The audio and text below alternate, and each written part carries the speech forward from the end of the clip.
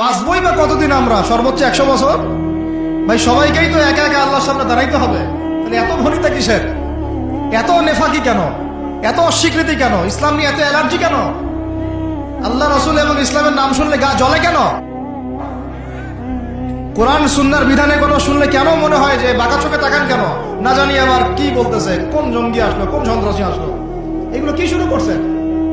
এটা কোরআনের কথা, হাদিসের কথা, আল্লাহর কথা, রসুলের কথা। এখানে এইসব শব্দ প্রয়োগ করেন কেন? কবরে কি আমরা যাবো, আপনারা যাবেন না? আপনাদেরকে হিসাব দেওয়া লাগবে না? কি মনে করতেছেন আপনারা? আর এই উম্মার বিজয়ের জন্য কি শুধু আমাদের একার দায়িত্ব না, সবার দায়িত্ব আছে? সবাই মিলে তো শক্ত হাতে একটা হাতত ধরলে না ইসলাম বিজয় হবে। আল্লাহ পাক যে ক্ষমতা যাদেরকে দিয়েছেন, কেন আপনারা বুঝতে চেষ্টা করেন না যে আল্লাহ রাব্বুল আলামিনের কাছেই সর্বভৌম ক্ষমতা, তার বিধান বাস্তবায়ন করেন, আল্লাহ পাক আপনাদেরকে আরো শক্তিশালী করবেন ইনশাআল্লাহ।